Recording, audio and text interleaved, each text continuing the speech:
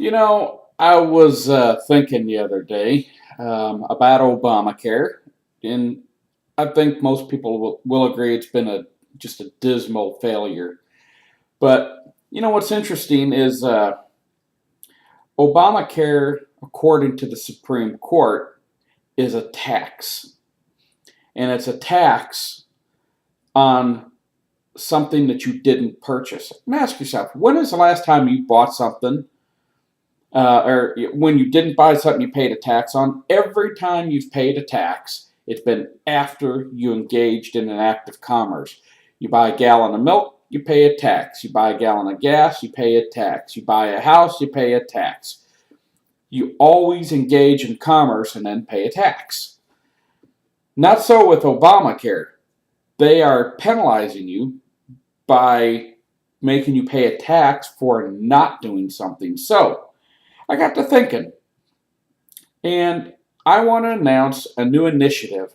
And we're just, I'm a constitutional conservative, but since we have these liberals that love jamming government programs down people's throat, I thought I'd give this one a whack. We're going to call it the Affordable Gun Act.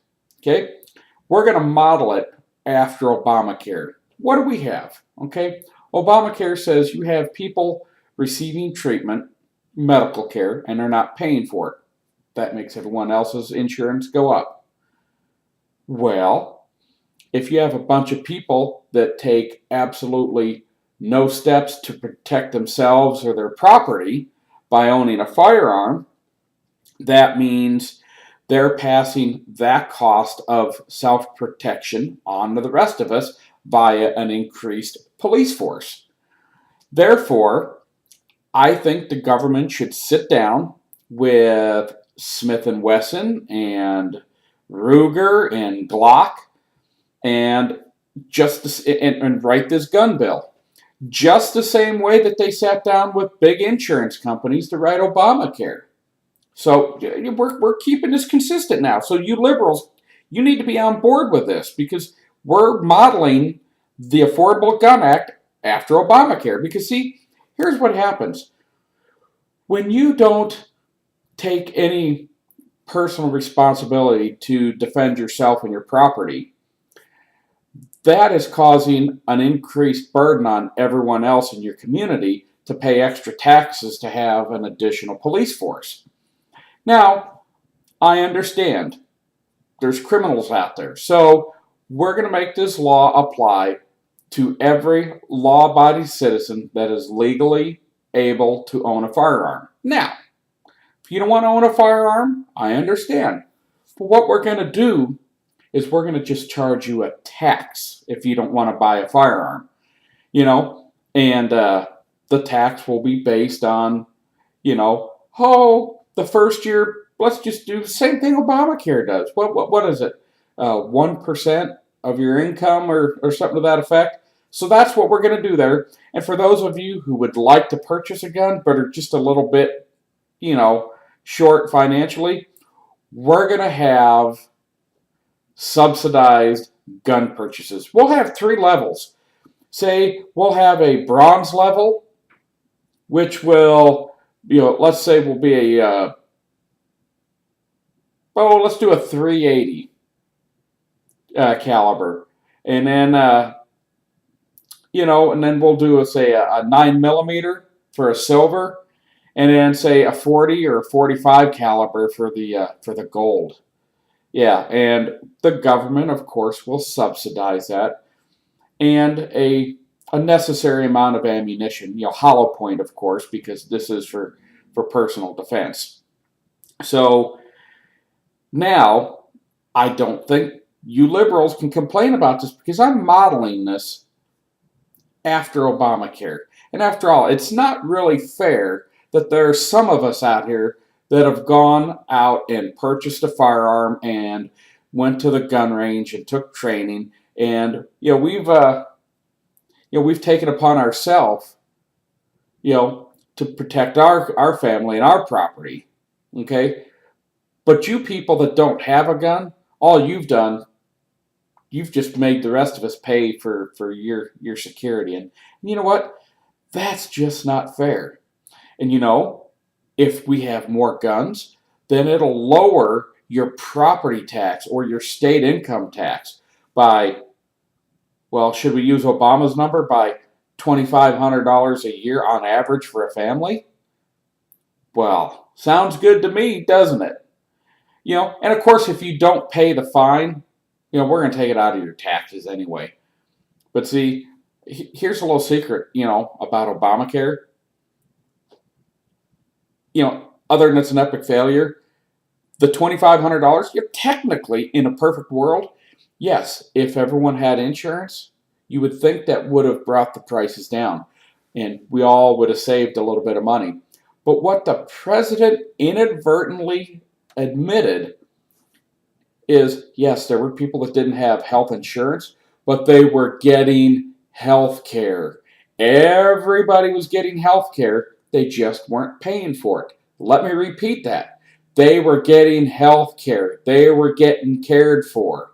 Now, I had Blue Cross, in 2010. I was paying $342 a month for vision, dental, and health, and that was a family policy, and I had a good policy.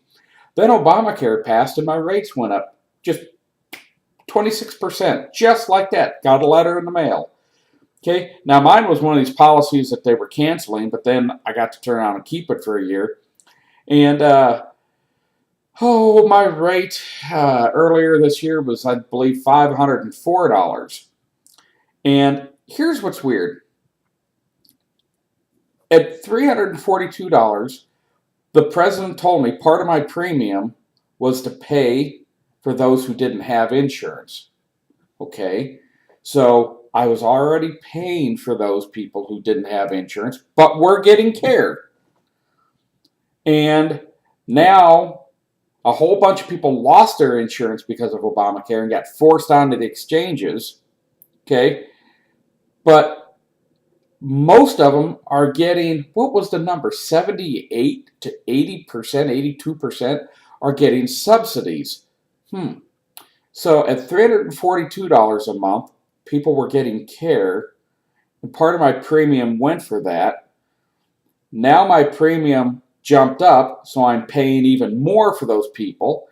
Now they get subsidies, so I'm paying a third time.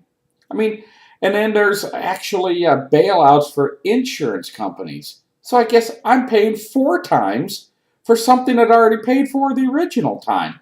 People, do you not understand how retarded this Obamacare is? And, I applied the same logic to the Affordable Gun Act as I did to Obamacare. Now, I wonder what kind of backlash people would meet with.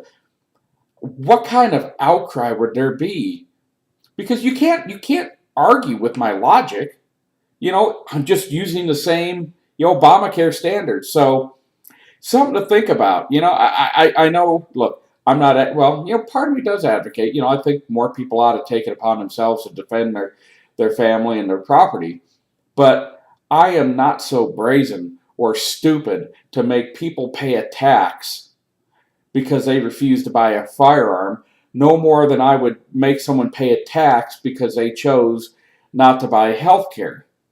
So the fact is, every reason that they gave us for this government-run health care has been a lie. It has not worked out. The only people that are benefiting are people who are getting massive subsidies. And the whole thing on top of that, people aren't even using the health care because the damn deductibles are $5,000+. So if you go in for, a broken arm, you got to come up with $5,000. That who can do that? It kind of negates the whole purpose of insurance. So just food for thought. I was kind of serious, but in a tongue-in-cheek kind of way on the Affordable Gun Act. Again, I wouldn't force that on people, but it just shows you when you start down that road of having the government mandate things, what's next? I don't like Obamacare. Well, are the liberals going to like it if a Republican decides, hey, well, you know what? It makes sense. Let's make everyone, who can legally own a firearm. That way other people aren't paying for their protection with increased police presence. So it makes sense. But Anyway, it was just food for thought. You know, I'd love to hear your comments, and thanks for watching.